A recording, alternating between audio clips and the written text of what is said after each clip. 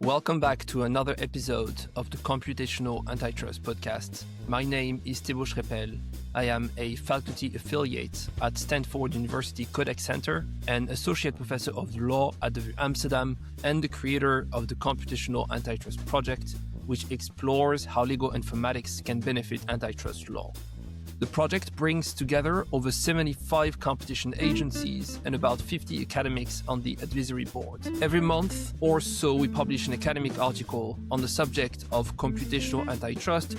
You can find all of our publications in open access at computationalantitrust.com. Joining me today is Alvin Koh, Chief Executive of the Competition and Consumer Commission of Singapore, the CCS. In this conversation, Alvin and I explore how the CCS is taking the lead in integrating cutting-edge computational tools into its enforcement strategy.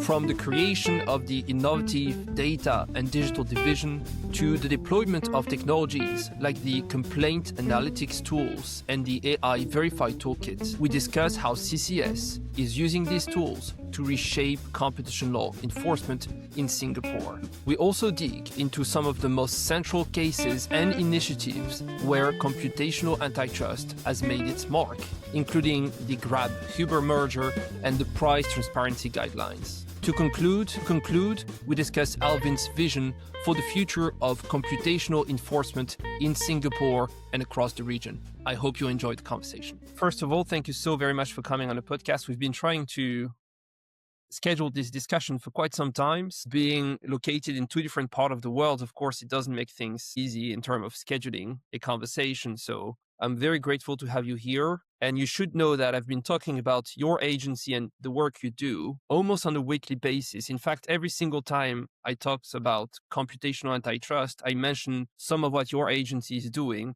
which makes this conversation very exciting for me. So thank you so much for being here. What I've done is that I've divided my questions in three parts. First, I'd like to talk about the institution and how you integrated computational expertise over the years. Two, I think it will be good for us to discuss a couple cases, of course, public information, nothing on cases where you've been using computational tools. And then, of course, this is always my favorite part in which we try to forecast the future. And knowing that everything we say is recorded, I'll be more than happy in a couple of years from now to prove everything I said to be wrong. So we'll see if we can indeed anticipate a bit where the agency is moving. But coming back for now to part one of the conversation, focusing again on the agency, you have created what you call the D2 division, data and digital division, to spearhead computational tools in 2023. I wonder what first motivated this creation, and two, if there are already some lessons you can derive from the D2 division, keeping it at a high level for now, because eventually we'll get into more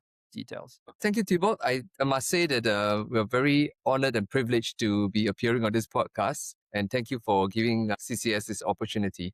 Just to say that we did a rebranding exercise just a couple of months ago. I know we are the Competition and Consumer Commission of Singapore. And, if abbreviations go, we should be the CCCS, but we recently rebranded ourselves and we're now called the CCS for short. So in case any of your viewers are a bit confused, we are the CCS. So I just wanted to touch on your question, and I just if you all remember, in 2023, the world was just emerging from COVID-19, and I think it was clear enough that the world was changing, and it was never going to be the same anymore. And the establishment of our data and digital division, it represented a strategic change in how CCS approaches competition issues in the digital age. And this organizational change was driven by two factors. And first, we recognized that digital transformation fundamentally altered Singapore's competitive landscape. And it was an exponential growth in e-commerce, especially during the time when there was lockdowns during the midst of COVID-19. And we started to see the emergence of powerful digital platforms, which created new market dynamics that traditional regulatory approaches needed to adapt to, and especially the knowledge of technology in order to understand markets and businesses better. And even in Singapore, before COVID happened, e-commerce was slowly taking root, but nowhere close to how we saw it exponentially increase after the pandemic. Secondly, we identified a critical need for enhanced analytical capabilities. And digital markets generate vast amounts of data, as you are aware, and effective regulation requires sophisticated tools to dynamically monitor market concentration, detect anti-competitive behavior, and assess consumer harm. And the D2 division is our primary division that enables proactive surveillance through advanced data analytics and market intelligence. Yeah, so if I understand, you dropped a C, which in today's conversation, we're going to put back in the center of the discussion for computational, right? Yes. Okay, so D2 division is still the D2 division. The name stays the same. It's easy to forget that in 2023, COVID was still on our mind very much, right? And the boom in e-commerce has been absolutely massive. So it seems that the change in the organization of the agency also matched the markets, which is quite interesting in terms of co-evolution. So looking at the D2 division today, how many technical experts do you have? And I'm using this loose term on purpose. And how integrated are they? Are they in a different building than you are? Are you seeing them daily, weekly, monthly? How does it work in practice? We see them every day, actually. In fact, we're all housed under the same office. Now, in fact, as we speak, we're in the midst of moving offices at the end of the month to new premises, and we have made it a point to ensure that our technologies are integrated within the case teams. I mean, the D2 division currently has a small handful of technologies working in the fields of data science, AI, intelligence collections, and we do train them in web scraping techniques, source code reviews, digital forensics. And rather than operating as a separate technical unit, we integrate these technologies into our case teams. From the beginning of investigations, working alongside the lawyers and economists to shape the investigations towards data-driven methodologies. We provide them with a great deal of training as well in competition law and economics, and we help them better develop in these areas, creating more effective cross-functional collaborations. And in fact, our director of the D2 division, Herbert, is an experienced competition economist who is currently pursuing a master's in science, data science. And he's telling me that, it's causing him a lot of sleepless nights because of the work that he has to do during the day and as well as the study during the night. Yeah, I'm sure. Very often we hear the opposite, right? We hear, lawyers should, which is true, by the way, get some knowledge of computational thinking so that they can actually have a discussion with computer scientists. But the opposite is also true. You don't want to have computer scientists or data scientists with zero knowledge of the law and just develop tools that you can't use because you don't have the legal power. So can you tell a little bit more about this training that they are getting, how it goes, the kind of things you cover in it? Actually, one of the things that we pride ourselves in CCS is the amount of training and ongoing knowledge that we impart in not just competition law, in the adjacent areas as well. And we regularly have experts coming to Singapore, whether they come from the economic consultancies, whether they come from law firms, or whether they are professors in the universities. We have, over the last 20 years, built up a very strong network of friends, we call them, who come by to Singapore, and we have lots of very interesting conversations about the world of antitrust and competition. In fact, just last week, Professor Richard Wish from King's College actually came by, and he conducted a session, or in fact two sessions over 2 days of training in competition law, and an update in what's happening in the world of antitrust to the team in CCS. And we had a whole room full of lawyers, economists, and as well as the data scientists sitting alongside, asking questions, getting trained together as well. And that's just an example of what we do over the course of many sessions over the course of a year. And I think over the last couple of years, we have also had many experts fly by Singapore, come into CCS and train our staff. We also send our data scientists for training in postgraduate diplomas. We send them to courses at the local universities in NUS, in SMU, for example. And these are regular training that we conduct for our data scientists. And I think over time, you can see the level of knowledge and experience building up. But I think more importantly, nothing works better than ensuring that they are working together on a case, together with case teams. And that's where a lot of the ongoing knowledge transfer happens between the lawyers, the economists, data scientists. And that's exactly how we want it to be, that it is not treated as a separate unit in a sense. It is part of the entire way that we conduct our investigations and so on. Yeah, so it's very much integrated. Richard, if you're listening to the conversation, hi there. Hope you're well. Okay, so again, it seems that CCS is at the forefront, even on the institutional side. Now, looking not at the data scientists, but how lawyers and economists are using that expertise, I want to talk about the complaint analytics tool that you have developed that uses NLP, natural language processing, to cluster and track the complaints that you receive. I wonder how this tool has changed the way CCS prioritize cases, if it has this impact indeed, and how useful you find it to be. I think everywhere across the world, resource is an issue. I think we are facing the same issue as well. Manpower crunch. I think we are always trying to put our resources to better use. And actually, the CAT system has greatly enhanced our ability to identify emerging trends, review blind spots in the complaints that we receive. And this has reduced the need for manpower to manually process, categorize, and analyze the complaints that we receive.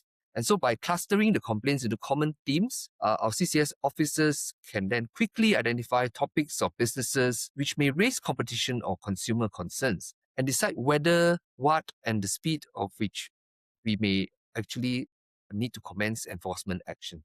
I think while not all complaints identified may ultimately fall within our purview, and especially those that fall within the jurisdiction of other regulators, the CAT does enable us to alert our counterparts about these emerging patterns so that appropriate action can be taken by them to safeguard consumers or businesses under their watch. Yeah, sounds really good. I know that other agencies have been engaging in a similar endeavor where indeed, because of the amount of complaints you might receive on a weekly basis, it's easy to see the need to indeed cluster them and see if there are emerging patterns that you will need to address. Now, when talking about computational tools, so the use of NLP is quite technical already. And I'm always pushing the message that some agencies are not that advanced, which is perfectly fine. And there are things they could develop without technical expertise. On the other end of the spectrum, there are things that are very technical, and you may expect higher rewards from the use of those. And here I want to talk about something which I hope you're going to tell me is a real success, because that's the reason why I'm talking about your agency on a weekly basis, the AI Verify Toolkit. Now, if I understand correctly, you co-developed that, and it's used actually to monitor whether AI system may have a high level of compliance under competition rules in the country. So I find that to be absolutely fascinating. The main question is, how is it going? And again, please tell me that this is going great, because that would serve my interest very much. Well, thanks for those very kind comments. I think we have been building upon the AI Verify Toolkit that we've developed with Singapore's Infocom Media Development Authority, IMDA. And we launched an improved version of it, which is called the AI Markets Toolkit, AIM Toolkit, in September last year when we celebrated our 20th anniversary. I think since launch, the AI Toolkit GitHub repository has recorded a couple of 100-page visits. I think it provides some visibility into the industry interest in this area. And that was very encouraging for the team. And I think as companies and as the industry continues to work on AI, I really hope that there continues to be strong interest in our AI Verify Toolkit. I think just to give a bit of background, the AIM Toolkit is a voluntary self-assessment tool that helps businesses evaluate their AI models and business practices for competition and consumer protection compliance, I think through process checks and technical tests. I think upon completing the self-assessment, the business receives an automatically generated report with results, summary, and as well as recommendations. And the AIM Toolkit is part of our modernized compliance program, and we consider the use of the toolkit. Actually, we give a little bit of sweetener in a sense. Hopefully, people don't need to use it. We consider the use of the toolkit to be a mitigating factor for the purposes of financial penalty calculations, the event of an infringement. So we designed this toolkit to help businesses identify potential compliance issues early on and take timely remedial action. And hopefully, it minimizes the risk of companies inadvertently engaging in anti-competitive or unfair trading practices. Yeah. So let me ask a follow-up question because I think this might be key. Usually, when I talk about indeed how competition agencies may use computational tools to help companies being compliant, because most companies want to be compliant, right? They are Yes. not in the business of infringing competition law. I talk about the AI Verify Toolkit, or now market toolkits. And one question I often get is, okay, but why should I do that as a company? Because I understand that it may give me a first assessment. But what if the agency is actually using that evidence against me? And if I understand, you are saying that, well, the incentive for the companies is actually to get, in case something's going wrong, a fine reduction. Is that right? Yes. And how important do you think that is in companies' willingness to actually use the toolkits that you've put out there? I think the assurance is that the information is retained entirely within the business and the company. It doesn't come to us at all. So Okay. it's self-contained. Nothing gets sent to the regulators in case anyone is worried about that. So I think that's a key part of it. Yeah, but then so it's deployed locally or at least within the company servers. And then if something's going fishy down the line, then the company will have, I guess, to prove that they've been using the toolkit to you, right? Yes, And in exchange for that, you will consider that this is showing the willingness to be compliant. absolutely. I mean, as you rightly pointed out, companies are not in the business of infringing competition law. We start off with the starting premise that companies are trying not to infringe the law. And so, as a competition regulator, we we have worked very hard to come up with this toolkit to enable the company to have the right kind of tools so that they can then do a check on their own systems to ensure that it's compliant. And of course, if things go wrong, they can then demonstrate that actually they had the right intentions Yeah. and they didn't want to infringe it. They had used the right tools, and of course, that would reduce a fine if they actually have get a fine. But I think you're quite right to say that it is a demonstration of their intent that they want to be compliant and to stay on the right side of the law. And of course, we have a selection bias as agencies, officials, and scholars because we look at cases in which competition law has been infringed. So it's easy for us to think that, well, there are competition law infringements everywhere, but in fact, there are many more companies not infringing competition law, which by default we don't see, right, appearing in the case law. Yes. So, okay, now let's assume that you have a case and that you want to use AI, again, broad definition and label, to create some evidence that competition law has been infringed. Are you willing to use AI tools broadly defined as a way to generate evidence that competition law has been infringed? And then try eventually to justify to a judge that you have AI powered evidence that competition law has been infringed? Or are you refraining from using AI that way and for now more deploying AI to help, let's say, companies to be compliant as we just discussed? We do want to use whatever tools are available, but I don't think we've come to the stage where we are moving in, taking the data from companies and then subjecting them to AI tools at the moment. I think really, if any tools that we are using right now is just a means of productivity, getting our case teams to be more efficient. I think in the Singapore government today, there is quite a bit of emphasis in ensuring that we use AI to help us be more productive, more efficient in the way that we work. But I think when it comes to investigations, the integrity of the evidence is of highest importance. And whatever AI tools that we choose to use has and it has to ensure that it doesn't interfere with the integrity of the evidence. I think that's a key part of it. I think case teams do use it to sometimes help them draft their reports, do research in existing law, things like that. But I don't think that we would actually, at this point in time, point an AI tool at the primary data at this point in time.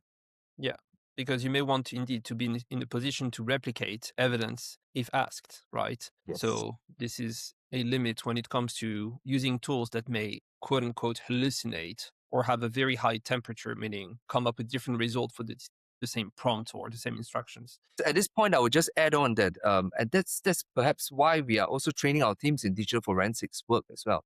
I mean, of course, there are lots of companies and tools out there that would profess to be able to help you do certain things. But I think at the end of the day, We want to make sure that whatever investigations that we carry out is able to withstand court scrutiny at the end of the day. And so we train our staff, even the lawyers and economists, the case team officers, together with the technologies as well, in the imaging areas of digital forensics, how to image the computers today, the smartphones, whatever devices that are being used today in the market to make sure that they are able to withstand the scrutiny of the court and judicial system should the day come. Yeah, indeed. Otherwise, you've done the whole work for little results. Okay, Yes. let me ask a final question when it comes to, again, the use of computational tools within the agency. Do you have a clear way to choose whether, if you want to deploy a tool, you're going to buy it off the shelf of a company? As you just said, there are many companies out there offering solutions. Mm-hmm. Or whether on the contrary, you will go for a more in-house design of the tools, or maybe something a bit in between, which is I take something open source on GitHub and I adapt it to the need of the agency.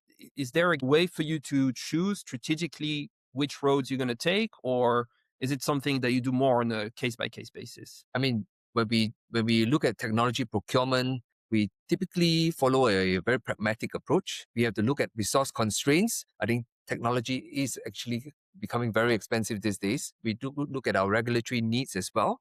I think, again, I've also mentioned that manpower resources are increasingly difficult to secure within the agency as well. So we have to balance many considerations. We generally follow a build versus buy decision tree that prioritizes efficiency and cost effectiveness. And really, for established tools, our first preference is to procure proven off-the-shelf solutions where they exist and they are cost efficient. And I don't think we want to reinvent the wheel when reliable commercial solutions are out there.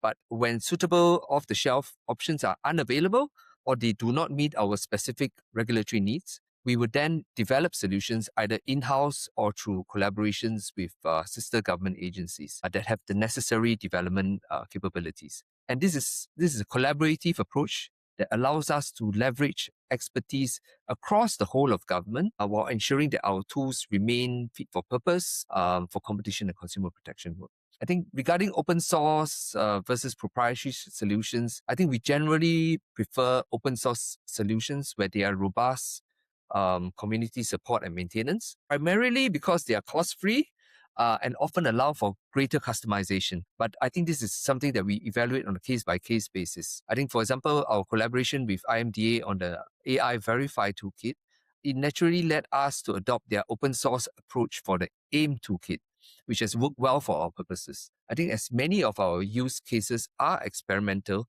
there are many steps of improvement or pivoting that we have to do along the way. And off-the-shelf products are often a bit more inflexible in terms of procurement. And sometimes there are procurement delays and there's also captive incremental costs. And I think we need to bear these things in mind. Ultimately, our technology decisions are driven by our, first and foremost, the key need for regulatory effectiveness, resource efficiency, and the specific requirements of each use case. And I don't think we have a rigid preference for any particular procurement model. Yeah, very nice. Okay, very interesting to hear that indeed you have decision trees that may nudge the agency toward one direction or another. Let's move on to part two of the discussion in which we talk about, again, past cases to better understand how in practice this whole works. And the first one that I'd like to ask questions about is a case concerning Grab and Uber.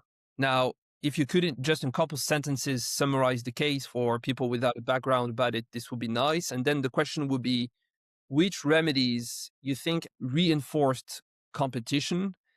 And importantly, how do you measure success post-decision? Do you have a way of using computational tools for the purpose? How does it work? Well, I think the Grab Uber case took place in 2018. In a nutshell, it was a merger case. And in a fairly concentrated ride-hailing market, Uber wanted to sell out and exit the market, and they sold out to Grab. There was no notification, prior notification for us. We operate a voluntary merger regime, and so they just essentially sold out and moved out of the market. So I think when we found out about it, we decided that investigations were required. And so we moved in within a very short space of time. I think that was a key part of the investigations. I think in that case, we did impose quite a lot of remedies. And I just want to touch a bit on the remedies that we imposed. I think the first one was on mitigating the immediate harms that were felt by drivers and riders arising from the merger. In that case, we required Grab to maintain its pre-merger pricing algorithm and commission rates. And this prevented the excessive price surges for riders as well as protected the drivers from being charged much higher commission rates than what Grab would have been able to charge before the merger. The second category was about maintaining market contestability. And we wanted to ensure that the market remained contestable for new players to enter the market. And the key remedy here was to end any form of exclusivity arrangements imposed on drivers who rented from Grab, ensuring that these drivers could work on other platforms and remove Grab's exclusive arrangements with taxi fleets. And this allowed drivers, including Grabs, to multi-home on different ride-hailing platforms. I think something that may surprise many of your listeners is that car ownership costs in Singapore is actually very expensive. Oftentimes, before you can actually purchase a car, for example, we do need to buy a permit, and the permit oftentimes costs as much as a car in many jurisdictions. That's on top of the price of the car. And car ownership cost, in a nutshell, is relatively high in Singapore compared with other countries. And I think drivers who use these ride-hailing platforms, they typically rent vehicles. So the process of renting vehicles represents an important touch point for ride-hailing platforms to assess drivers who are just starting to use ride-hailing platforms. And so to increase the access of such drivers, the ride-hailing platforms may also have their own rental fleets. And in this particular case, we required Uber to sell the vehicles that they own to other competitors to prevent Grab from hoarding those assets.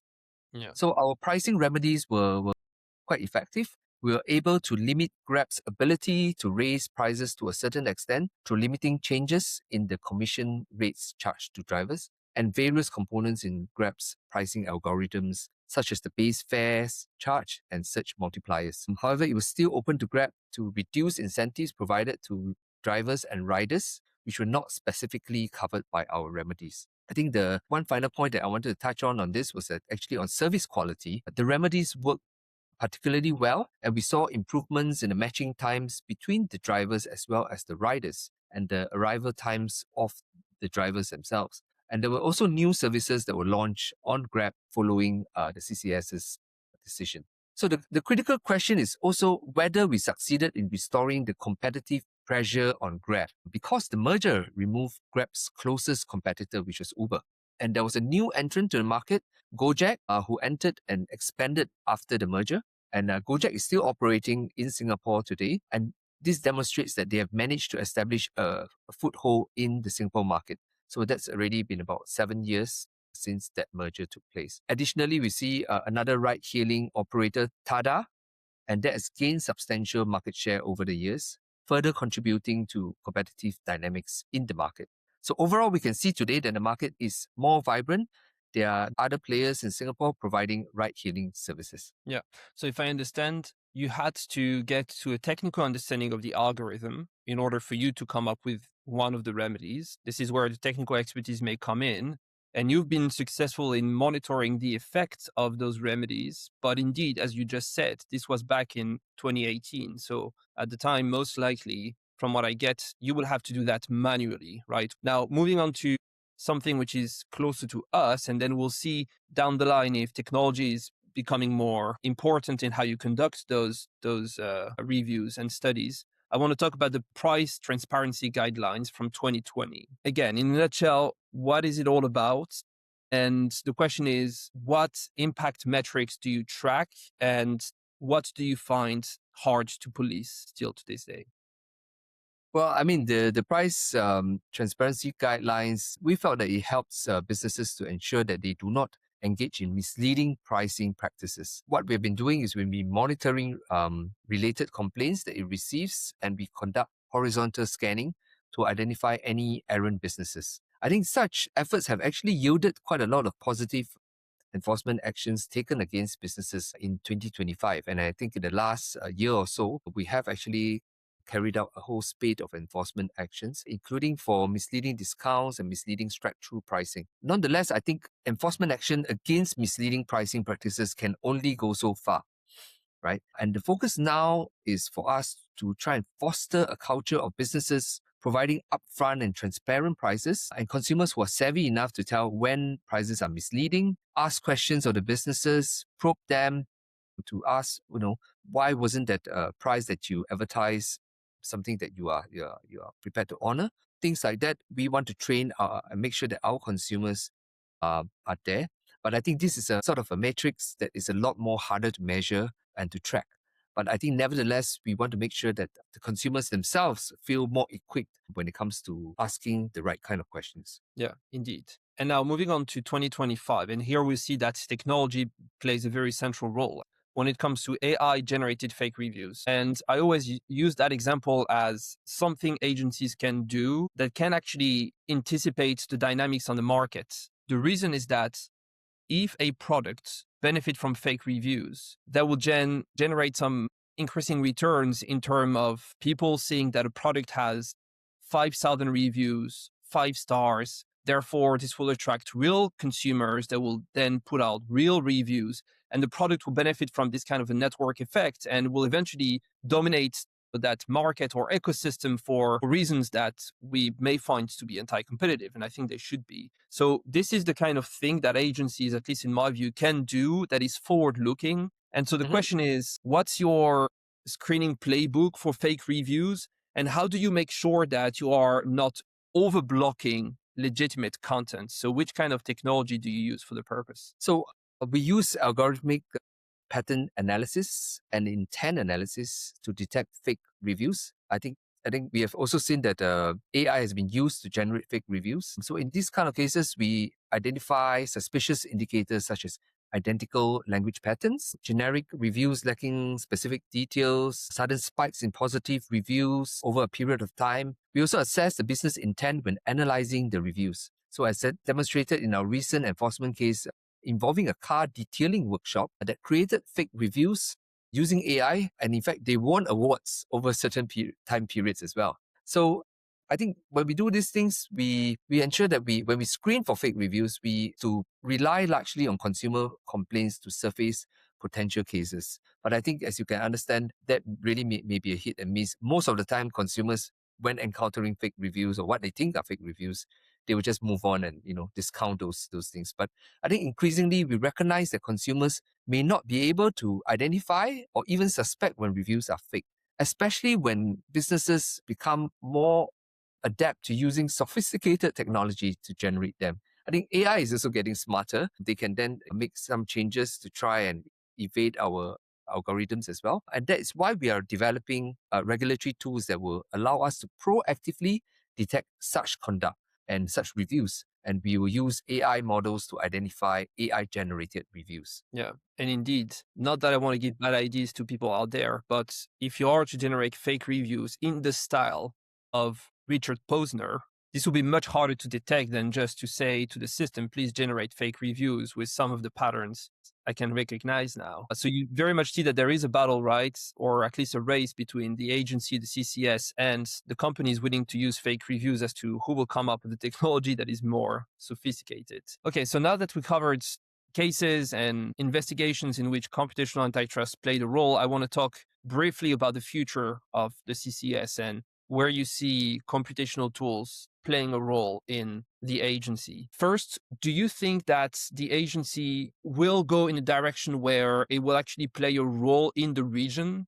to help other agencies to adopt computational tools, maybe co-develop something with them? Is that something that you're already doing, or is there any plan of doing something in that space? I think, to be honest, when we are celebrating our 20th anniversary this year, and when we first started out, we received a great deal of help from more established jurisdictions in the work that we were doing in competition law enforcement. And I think along the same vein, we are more than happy to share our screening tools together with overseas counterparts, including our ASEAN peers. And this aligns with our broader commitment to international cooperation to capacity building in competition and consumer protection regulatory environment. And we have had very fruitful conversations on sharing our tools with various authorities worldwide, including jurisdictions in Africa and in Asia and so on. And I think that's something that we're very happy to do. In ASEAN, for example, I think given our integrated economic landscape, we are also more than happy to try and explore how we can allow our screening tools to be adapted for use by our ASEAN peer authorities. Something that we'll be more than happy. I think if anyone out there is keen to follow up on this, I think the team will be more than happy to help out. Yeah, very good to hear. So it's not only the ASEAN peers, but also, as I hear, other agencies from all over the world. Yes. All right. Okay.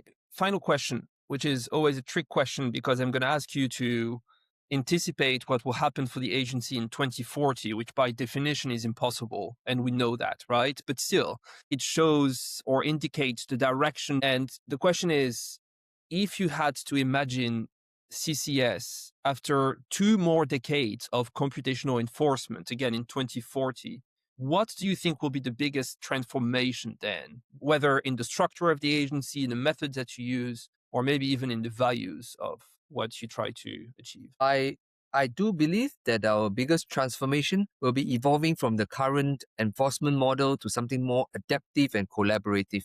I think that's the way we see the world today. I think the challenge we are grappling with now is we should likely still be relevant in 2040 is how to remain effective as digital markets continue to evolve rapidly. I think if we think that digital markets are evolving rapidly today, I think you can imagine in 20 years' time, it will be a lot more faster. And the pace of change will be a lot greater. And I think we have to maintain a very calibrated regulatory approach, Singapore being a very small and open economy. I think at the end of the day, as a small open economy, we need to maintain relevance to the global economy. I do see us working with deeper collaboration with industry to understand emerging practices before they become problematic, with international partners because digital markets transcend borders, and with other agencies as regulatory boundaries continue to blur. I think that's extremely relevant in the fields of AI, for example. I think even as you see AI developments happening at different speeds around the world, different competition regulators are responding in slightly different ways. I think there's room for a great deal more collaboration and assistance, technical sharing. And I think these are key parts for competition regulators to still be relevant in 20 years' time. So I think as a competition regulator, we ourselves need to evolve. We can't tie down with a fixed model to how the world is going to change. I think maybe 5 years ago, nobody would have seen the great impact that AI would have in the world today. And I think the next 20 years would bring up even more surprises. Yeah. So in a sense, it's so that the time of the agency matches the time of the market, or at least catch up with it, and collaboration within agencies in terms of sharing tools and computational solutions may indeed be a way to accelerate the time of the agency. So that sounds extremely promising to me, but of course I'm biased towards this direction. It's good to have a couple leaders here and there located in different regions of the world that will serve as an example for other agencies. So thank you very much. And I think on that, it's a good spot for us to end the conversation. I wish you a very good day. I hope to see you in person very soon. And to everyone out there, take care of yourself. And if you can, someone else too. Bye-bye. Great. Thanks, Thibault.